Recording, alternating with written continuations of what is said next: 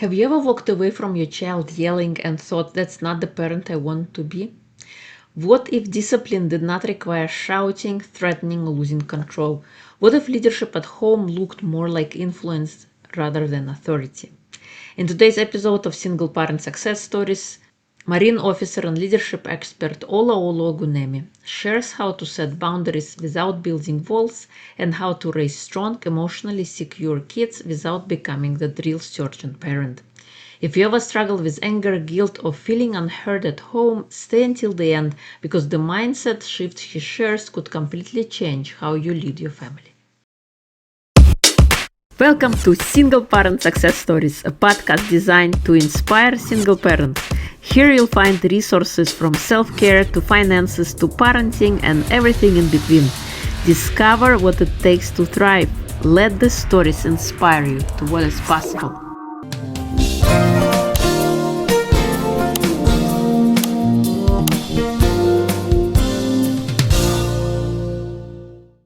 Give the woman in your life something that truly matters, or better yet, give it to yourself. The gift inside is for every woman who spent decades being everything to everyone else. It's time to remember who you are and rediscover your happiness. This isn't just a book, it's a permission to put yourself first again. Available now, because the best gift you can give is helping someone find themselves. Hello and welcome to Single Parent Success Stories. Today we have a special guest, Olaolu Ogunyemi. He's a U.S. Marine officer, award-winning author, and founder of Parent-Child Connect. Through his books, writing, and speaking, he equips parents, educators, and leaders with practical strategies for connecting with the next generation and leading with empathy, discipline, and purpose. Welcome, Olaolu. It's a pleasure to have you. Thank you so much for having me. I think that what you're doing, this work that you're doing is very important. So I'm very excited today to have a conversation with you. Oh, thank you. Thank you so much for coming. So please share with us in your own words, who is Olaolu? Absolutely. So as you already said, I am a Marine Corps officer. I've been in the Marine Corps for about 13 years now. I have a wife and 3 children, a 15-year-old girl, an 11-year-old boy, and a 6-year-old girl. I graduated from Grand Lake State University in Louisiana with a degree in computer information systems. I'm also the 5th of 6 children. I grew up in a large family, so I'm a big proponent of family. I know all about what it takes to, or what we did to grow our connection and relationship with each other.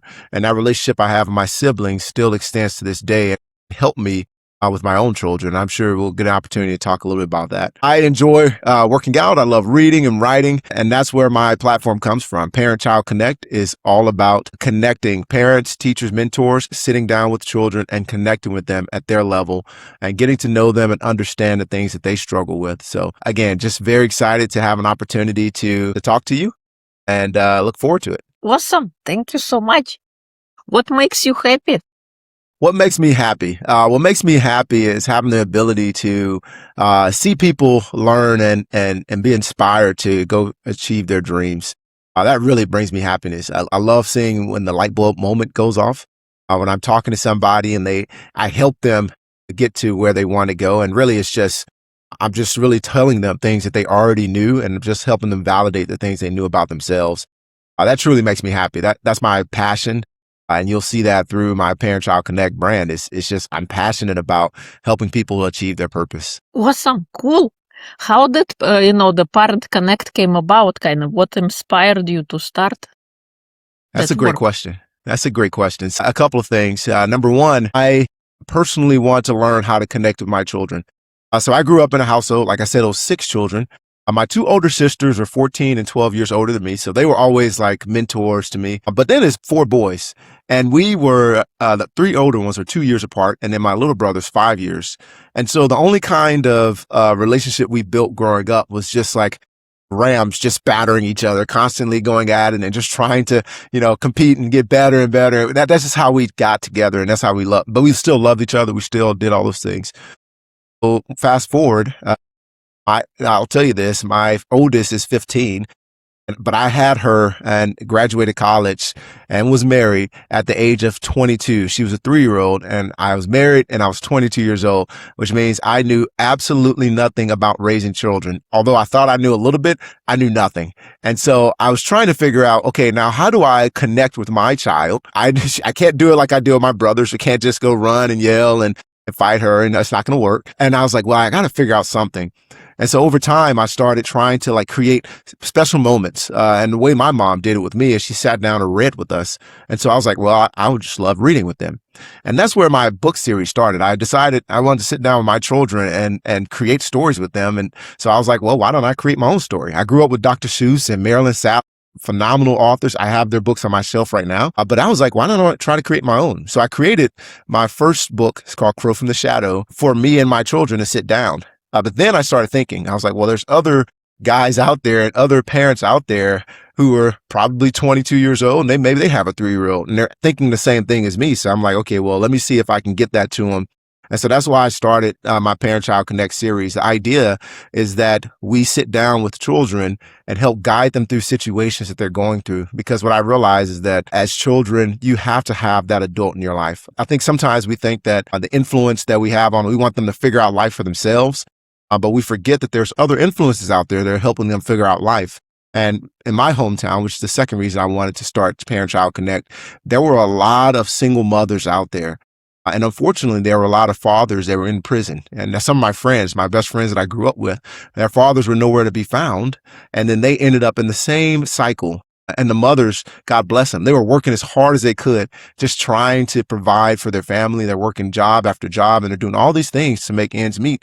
And unfortunately, at that time, their son is out there, and I was with them, so thank God I made it out. But their son is out there doing other things, and he's being influenced by maybe people who shouldn't be influencing his life. And now they're stuck in that system. And it's been years now, over 20 years later, and they're still in the same cycle.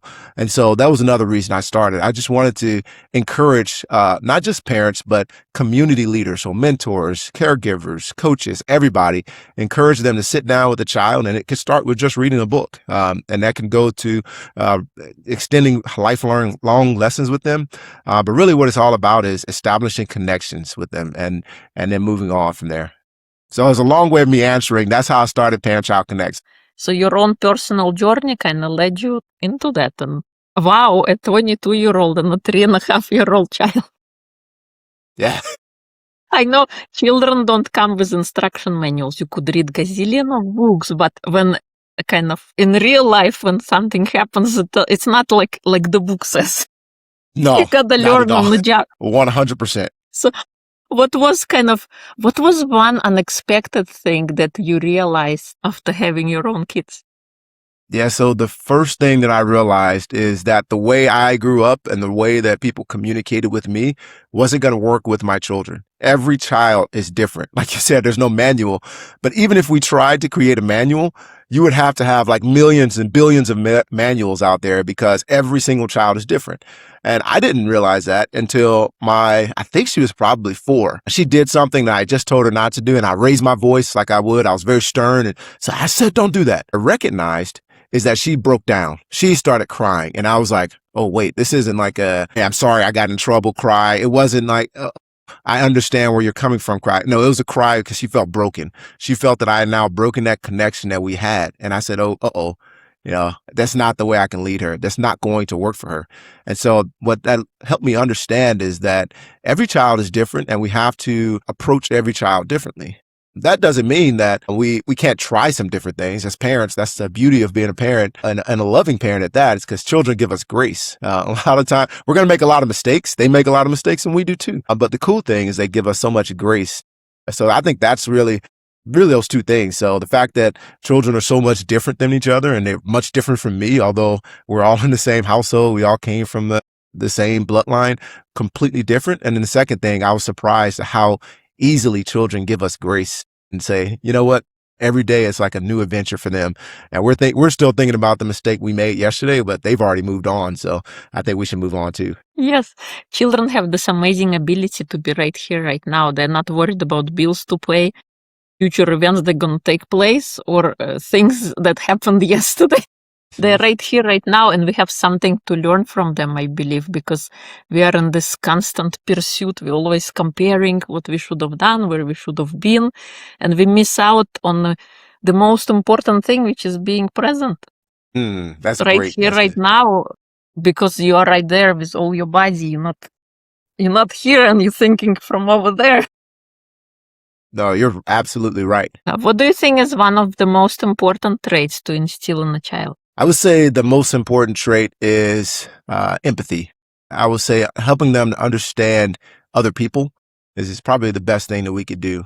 We do that through helping to grow our emotional intelligence and helping to grow theirs. For example, something I recently started, because it's a constant learning thing for us. I just started trying to help my children, number one, identify what their emotions are, because I think that's the first step in emotional intelligence. It's identifying what your emotion is. And a lot of time we misidentify it because we just don't have the vocabulary to describe what we're feeling in that moment. So what I did is I hung up a chart that has probably 50 to 100 emotions on it.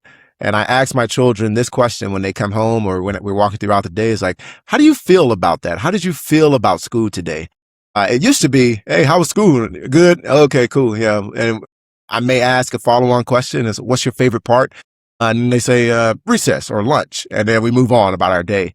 But now I ask them that next level question, and even my 6-year-old can break it down and say, well, I was happy at school because I was excited that the teacher taught us this, but then I was disappointed in my friend because he was making fun of me on the bus. And having the opportunity now to help her talk through her emotions is really helping her as she grows and develops. And what that does is helps to build their empathy as well. So now they know how to ask that same question to somebody else and become active listeners and become a part of somebody else's story. And so I would say that's probably the biggest trait is empathy, trying to help our children understand the world around them and understand how they can help others out just by finding ways to learn about other people and understand where they're coming from. I love it. And coming from men, it's incredible, that you dove into emotions. Oftentimes men feel insecure or vulnerable sharing about how they truly feel. And I think that's a lot of miscommunication that happens throughout life. So kudos to you for recognizing that. And now you're able to teach that to your kids. And 52 emotions, that's pretty incredible. Giving them the tools, to navigate life, because it's important to identify how we are feeling. Sometimes when we come into relationships or partnerships or any kind of interactions, we might have our own idea and we might say something we didn't mean, and the other person might misinterpret it. But having the framework, having those emotions and being able to express, that's not your fault. I had a bad day. That's what happened. And this is how I'm reacting. And I'm sorry. But I love that you've created that. That's absolutely awesome. Thank you. Yes. So I can't take credit for it. I went on Google and I literally just searched for Google emotional intelligence chart, and it actually has 4 quadrants. It has, I believe it's red, yellow, green, and there's one more color I can't remember right off the top of my head, but it breaks it down into quadrants. So if anybody wants to search for it, it's easy to find. And the second point, I love what you said there, because it's called masculinity. A lot of us have this perception of what masculinity is, and I'm one of them. I think I checked everything on my masculine checklist that I could growing up. So I played sports.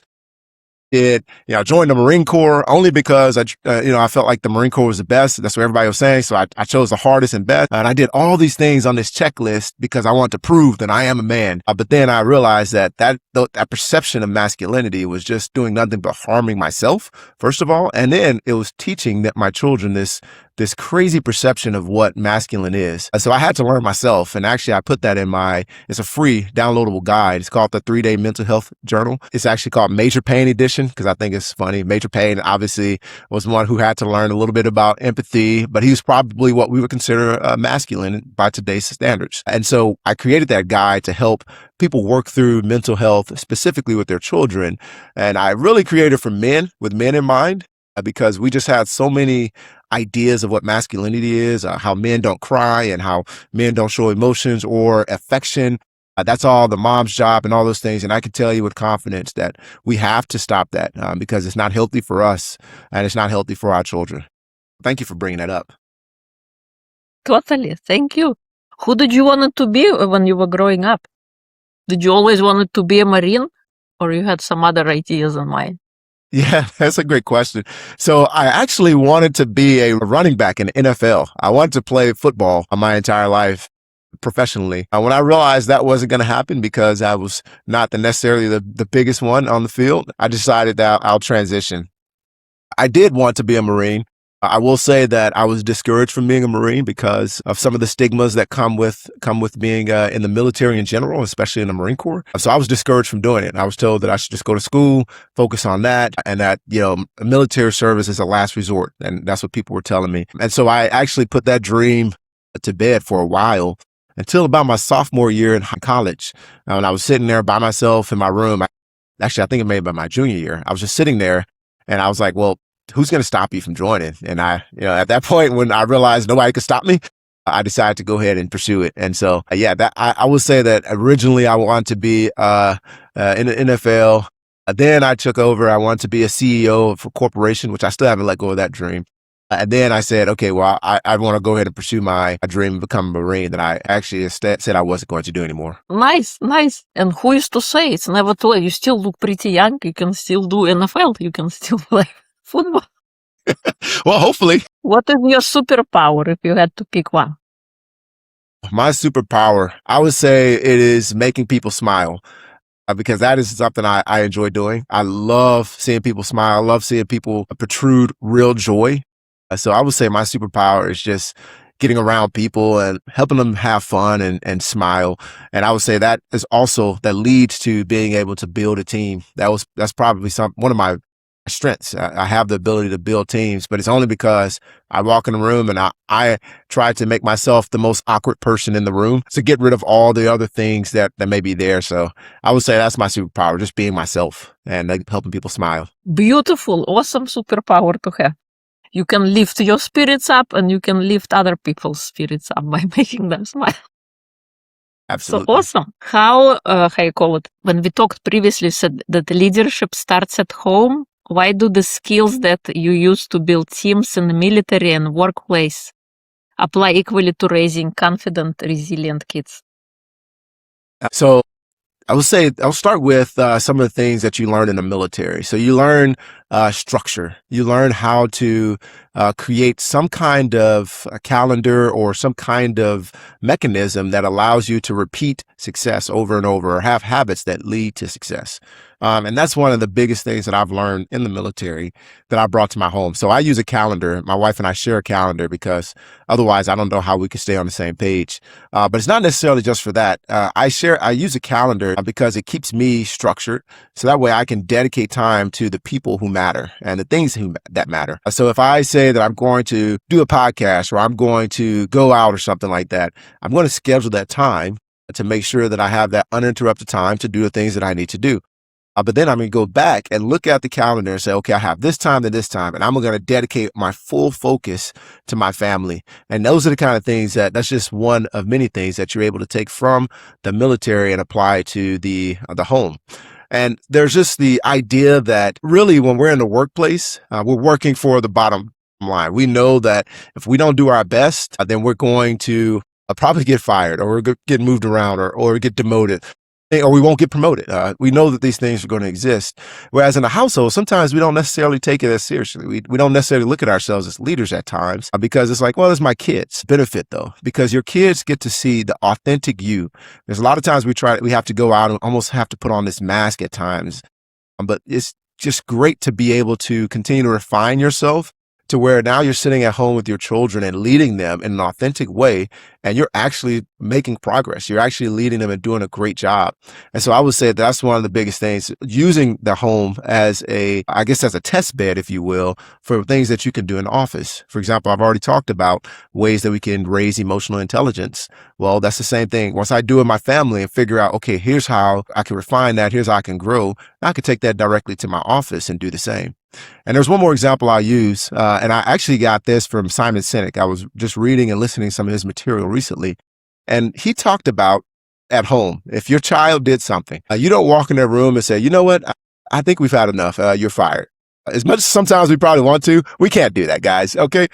So that's just one of the things that we don't do in the home. And so we practice nurturing, we practice taking care of them, we practice engaging with them and finding ways to make them better human beings. But when we go to the workplace, sometimes we don't necessarily have that same energy. We don't have the same buy-in to helping people get better. And so that's one of the things that we can learn from home is how do we make a habit out of raising our children and making them better humans, and then go to the workplace and say, okay, well, if he's not performing, then he's done. I'm firing him. I think that's something that we can learn from.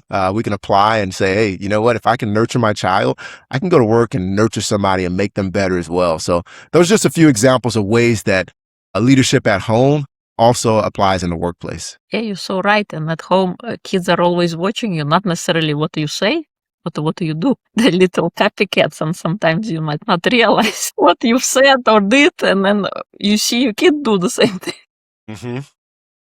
Speaking of that, how would you deal, I call it, from a parent connection perspective, if a child is having a tantrum or if they're doing something you don't want them to do? What's your approach? Well, so there's a couple things. So it depends, because there's a time that you have to address it. If you're at home and there's not in a public place where you and the child can potentially be embarrassed, there's nothing wrong with sitting down with the child and maybe just talking to him or allowing them to finish. For example, I was with my nieces, some of my nieces this weekend, and I watched one of them. She's 2 years old, or just barely 2, and she really couldn't get what she wanted. She wanted my phone, and I wouldn't give it to her. And she sat down on the floor and proceeded to lay out on the floor. And I looked at her and I said, "Oh, when you finish, then we can finish this conversation." And I let her do what she was doing. I didn't have to yell or scream. It is frustrating, yes, but I didn't yell or scream. And then eventually I got on the floor with her. I was like, "Hey, what are we doing down here?" And eventually it took her mind off of that. And then I can reinforce when she's not in the emotional, because you're not going to out yell them. And usually what happens is because they get emotional, we get emotional, or vice versa. And it's just like a constant, who can be more emotional in this case? And that's where we sometimes, it's a struggle for us, because now we're both emotional and now we're just going at each other. Now I'm yelling, you're yelling. And unfortunately, they don't know how to process their emotions as well as you do. So they're processing it by rolling around, screaming, throwing things. And that's where the tantrum comes from. But they learn, as you were just talking about, that's beautiful. More is caught than taught. So they're learning, how do they actually process this emotion? And so if you are now yelling at them to out yell them or out tantrum them, then they're learning from you. They're learning that, okay, well, when I get mad, it's okay for me to yell. Now, that's private. So privately, it's a little bit easier to deal with. Now, the public tantrums, that's tough, because it's tough, number one, because you're out in public and people are watching, and you just feel like people are judging, and sometimes it gets rough. And I've been there, and I immediately had to check myself, because I was like, okay, why are you getting mad? That's what I asked myself. And because I made a promise to myself that I would never be mad with my children. And so if I feel myself getting mad, I have to stop myself and say, why are you mad right now? And then usually when I ask that question, it's because of embarrassment. There's somebody around that I feel like is judging me. So I will start there. Release that judgment of everybody else. Doesn't matter. If they have kids, they have probably been in that same circumstance. And if they haven't, then they probably should have written a book about it, so they can tell you how to do it better. Since they didn't, forget about their judgment. That's the first thing. Number two, sometimes you just have to disconnect from the situation. And that's tough, because if you're in the middle of the store, you have a shopping cart full of stuff, saying that you have to disconnect from the situation could mean that you just have to pause. My parents have done it. I remember my mom doing it when my little brother was younger. She would just literally have to pause, and we all walk out to the car, let him settle down, let him get himself together. Whatever's going on, we'll stop it, and then go back into the store and finish shopping. It's tough. I understand that is a hard thing to do. And it's embarrassing, because not only are you embarrassed because he's doing it in the store, but now he's done it all the way out to your car parking lot, and he's screaming and hollering, and now getting all the attention, and people are going to be wondering. Just relax. It's okay. All parents, if a lot of people are probably listening and shaking their heads, some may be listening to their children right now scream. It's okay. Just relax and allow yourself to breathe and think through the reaction. I would say just meet them where they are and walk through the situation with them. It will get better. It is tough, especially when you're in front of people, but it will get better. But I think that's a long way of answering your short question. But dealing with tantrums is a complex thing, because, again, it's just our emotions are at the highest. And the more people that are watching, the harder it is for us to deal with. But we have to find a way to get one-on-one with that child to avoid embarrassing them and avoid causing it to go to spiral, because usually that's what happens. Tantrums get worse because we allow it to spiral. So do our best to get in control of the situation. Awesome. I love it. And I love how the fact in the beginning when you said when you notice yourself getting mad, you're asking yourself the question, why am I getting mad? And another point you brought that let the child finish whatever they're in the process of doing and letting them express however they're frustrated, however they're feeling. Oftentimes as adults, we want to have the good composure and we expect the kids to cooperate, but meanwhile they don't have the capacity yet to process emotions to such a degree that's acceptable to our adult terms. That's We right. gotta calm ourselves down. And another thing I love, sometimes like parents scream, stop yelling, but you are yelling yourself and you want your kid to do the opposite, and meanwhile they're just there copying what you are doing. You want me to stop screaming? Why are you screaming? It's tough because that is exactly what happens. We're like, why are you yelling? And if the child could, they probably will say, because you're yelling. And you just keep yelling at each other. But in most cases, the child they just keep screaming because that's what like you said, they don't have the capacity. They don't have the same frameworks and education and thought process that you do. They're just learning.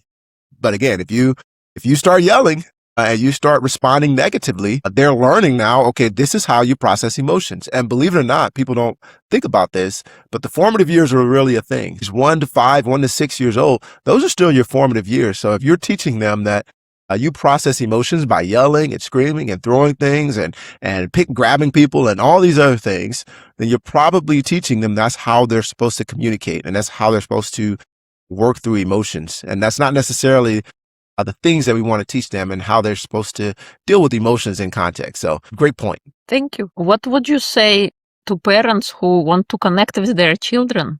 What would be the first step in your parent-child framework? Absolutely. So the first step is meet them where they are. It's simple. I've had parents ask me multiple times, what if they won't get off the tablets? Or what if they're always looking at the screen? The first thing I ask is, who bought them the screen? If you are giving them screen time, then that's up to you. If you gave them screen time, then that's fine. But sometimes you have to meet them where they are, especially as they start getting older. And as I've already shared, I have a teenage daughter. I have never been a teenage girl. I've never been a girl in high school, a sophomore. I can't tell her exactly how she should deal with certain things in life, except for sitting down and just having conversations. So something we do is we call it tea time. And that's literally our time to sit there for her to give me the tea. So we started this when she was in, I think, 6th or 7th grade, and she just would tell me all the things that are going on in her life. And we just tried to keep this habit up because I believe that's important. That if she thinks it's important for her to sit down and talk about what's going on in her life and all her friends and what they're wearing and all, if that's important to her, okay, that's cool. That's what it is to me too. I'll sit down and do that. My son loves anime.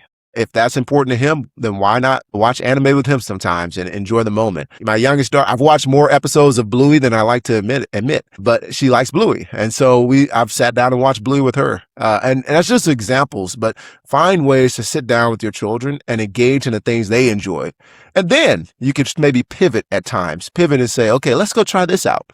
And that's where you're encouraging them to try new things. But I believe what happens sometimes is because when we're trying to start the habit, we just start with what we want to do. All right, turn off your phone and come sit at the table. We're going to talk. And sometimes that may not be the most effective. I've done it and it's just not effective. They may come do it because you're the parent and you told them to, but they're not necessarily going to open up because now they're thinking about their phone. They're thinking about all these other things. So maybe sit down and engage with them where they are. From there, you can pivot and choose the things that you want to do. I love it. How often do you have the tea time? And you just do it with your older daughter or you do it with all of your kids and they have like a separate tea time one-on-one with you? So only my oldest daughter would call it tea time. The other two, it's just normal conversation. We just call it tea time because that's our thing to do together. So for my son, for example, he also plays football. And so we spend time, I go to his football practice every day, unless there's something, a meeting or something at work that I have to attend. I'm always going to be at his football practice and games. And then we have time to go through if I record it, then we have time to go through the film and talk about it, just not because I'm trying to turn him into the next NFL star, like the one I couldn't be, but because I want to help him develop into a person who can study. And it's just our time to spend together. And then my youngest, we do all kinds of things. I mean, whether it be drawing, whether it be singing or dancing, because she is a dancer, so she loves it. I mean, the list goes on. So there are different things. We do different things. And the other thing is I never ascribe to trying to schedule the exact amount of time with each one of them, because every last one of them are different. So on one day, my 15-year-old may need 3 hours of just talking. Some days she may not need any time. And she may, for her, a hug and a kiss and just a short conversation is good. And same thing with the other ones. It's just figuring out where you need to be at the time and forcing yourself on their lives and forcing yourself in their rooms and in their space and just talking to them a little bit. And that's not to say don't give them their space, but I say just spend some time with them, see what they enjoy, and find yourself in it. It's going to feel silly at first, especially if you're not used to it, but find yourself in their space. Nice. Awesome. Did you encourage certain hobbies for them, or did they discover on their own? Like your son wanted to play soccer or football, and I don't know, your daughter? Yeah, some of it was we encouraged them to do a lot. So if they even showed, and this is something I believe in, if they show even the slightest bit of interest, I go at it. I mean, I pursue it as hard as I can just to encourage them to try different things. Because my goal, especially with my son, was not to force him in one location or one direction. And because I love sports, I always thought, okay, I don't want to force him to do sports just because I love it. Because I feel like it's going to be, at some point, he may get really good at it and then quit. I've seen that multiple times where these people have been really good at something, because their parents were the ones who were really passionate about it and not them. They eventually quit, and nobody can figure out why, but it's because you sort of forced them to do it, or that may be something else going on, but that's usually the case. And really, it's just about finding letting them find and explore the things that they find enjoyable, and then encouraging them to do new things. I was a musician as well. I've been playing music my entire life, which means that when my children start enjoying music, I show an interest and I get very excited about it. But I have to be careful because my inclination is to say, oh, perfect. Since I played, you can go play this, you do this, you can make money, you can do all these things. That's my inclination because I get really excited about it. And so I take a step back and say, oh, tell me more about that. Hey, play it right now. And they play something. And when they first start, oh man, it's pretty rough. Like my daughter, when she first started on clarinet, I still have a video that I can't wait to show her when she eventually graduates high school. It was the worst thing I've ever heard, but I recorded it because it's like, man, wow, look at you playing the clarinet. And then she transitioned to the alto saxophone. But me being the musician I am, I just like, man, I wish I could instill some of my work ethic in her and make her really get into it. But that's just not what she wanted to do at the time. And because I didn't do that, I feel like she took more of an interest in it and more of a love for it. And now she's been in the band now since 6th grade. So the last 4 years, she's been in the band and been very engaged and loving it.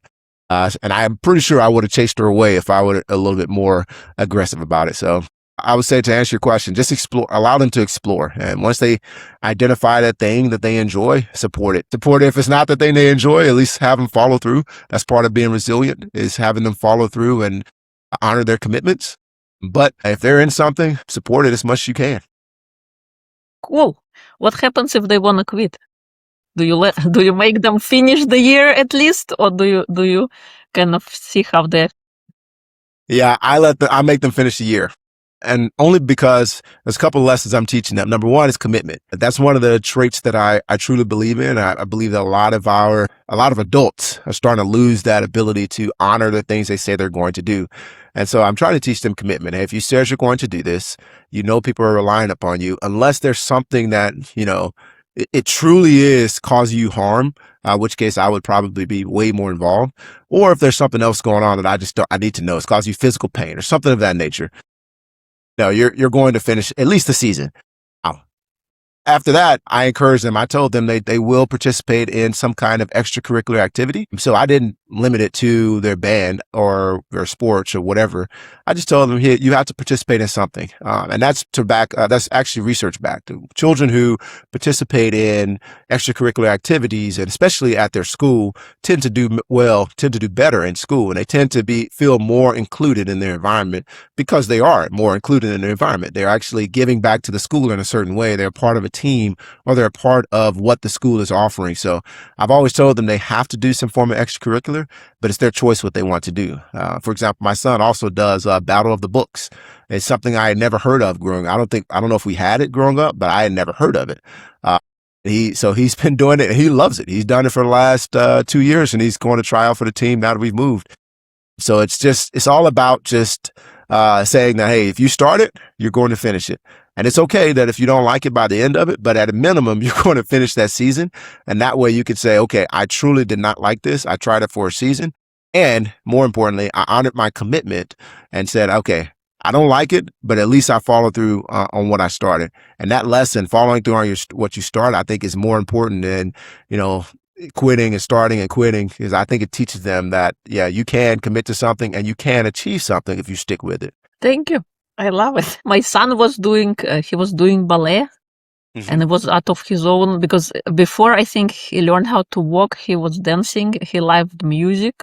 So I enrolled him at a bright age of, I think he was 3 or 4 years old.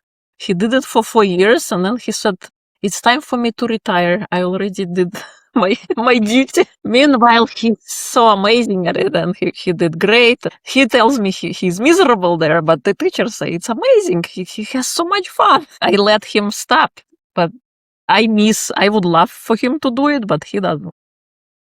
Yeah, it's hard. That's really hard too. When you see them, they're very, very good at something and their heart's just not in it. That's really hard.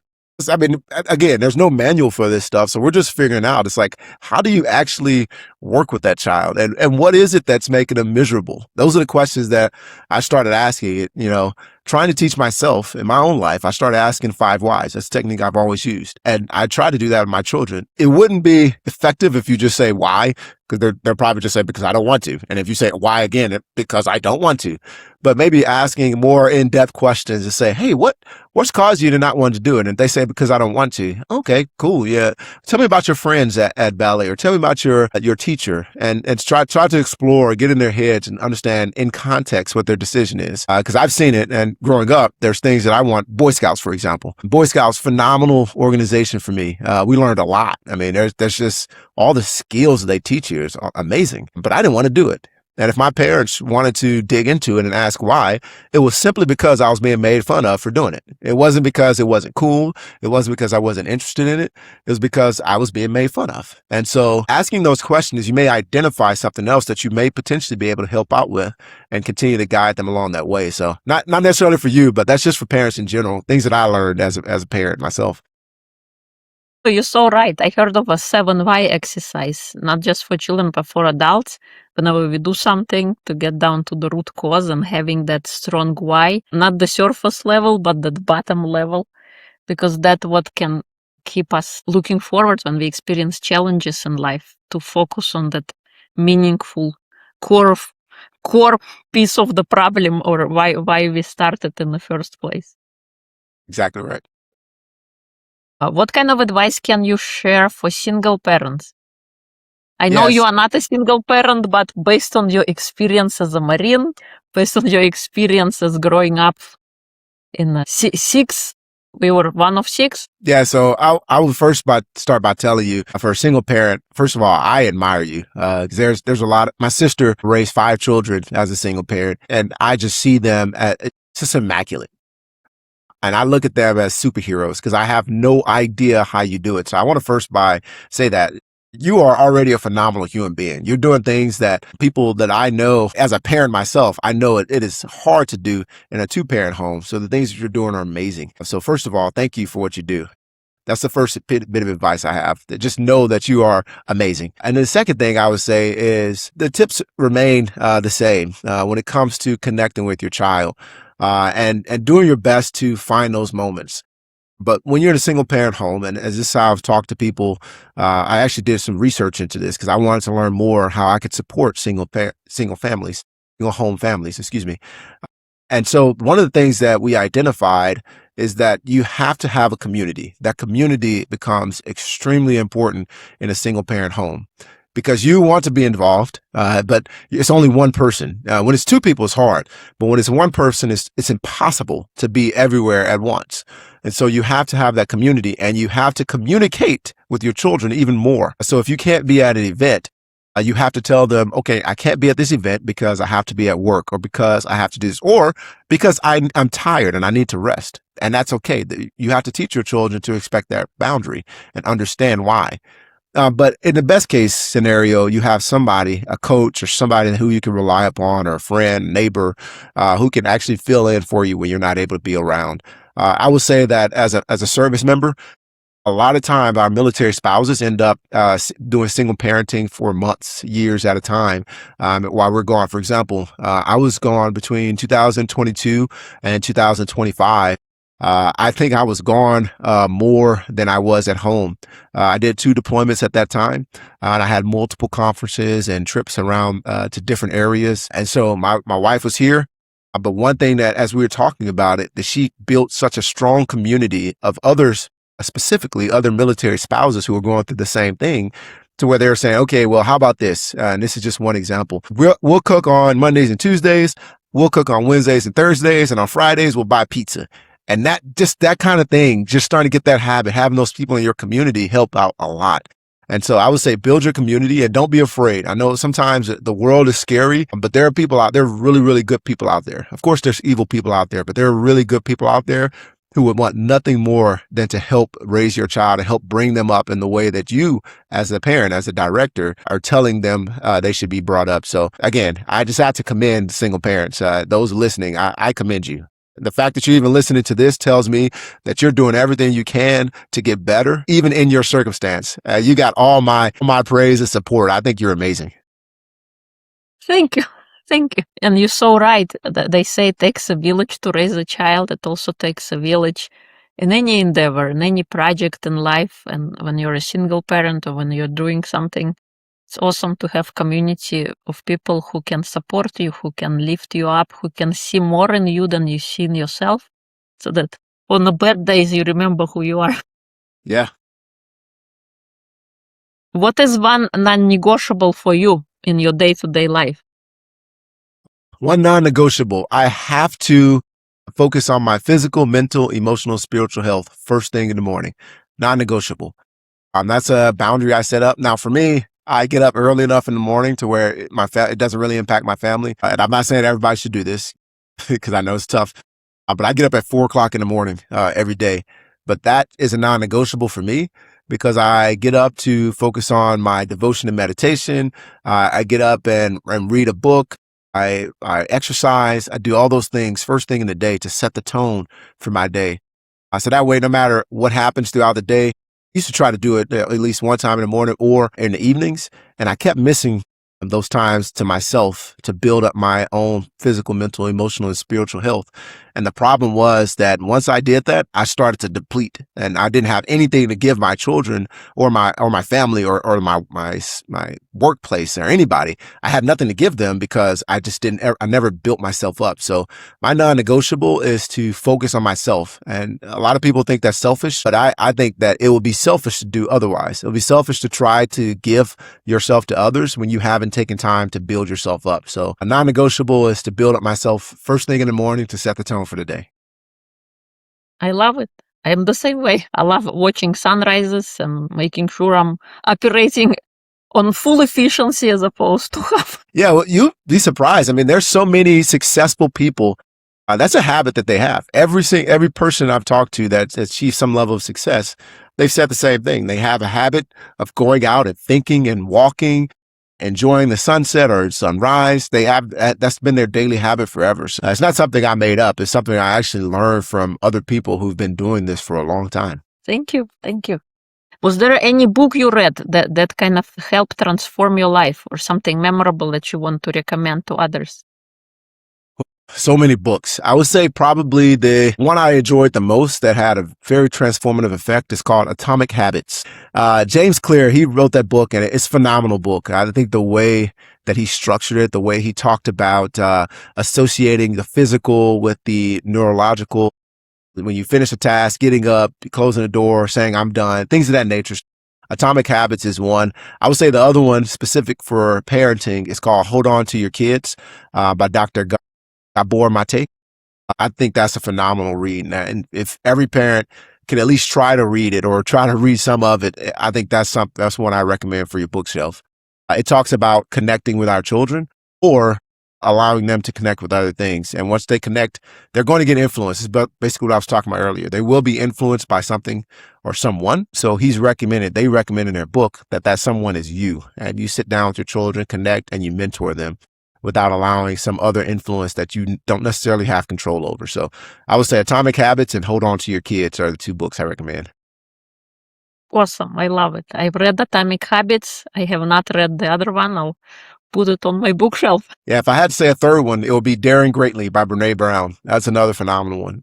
Like I said, I have a hard time picking just one book. I love reading, if you can't tell, but just phenomenal books. Brene Brown talked about shameful leading or shaming someone into submission. And I just thought that's amazing because as parents, really as people in general, we do that all the time. It's like, shame on you. You should never do that. Not realizing how harmful that is to other people. So anyway, I could talk about books all day, but that's just another one. Thank you. Thank you so much. Is there anything I haven't asked that you would like to share? No, I think you did a phenomenal job. We've talked about a lot today.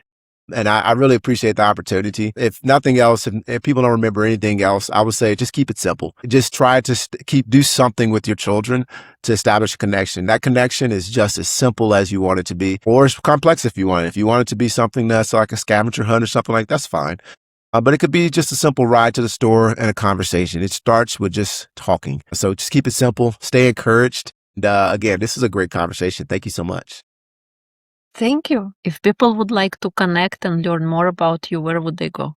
Absolutely. So the best way to reach me is at parent-child-connect.com. You'll see my free resources, my blog, my books, anything that you need. Again, that's parent-child-connect. Thank you so much. We'll include everything in episode notes. It's been a pleasure to have you. Thank you for the work that you are doing. And thank you. Absolutely. Thank you so much for having me.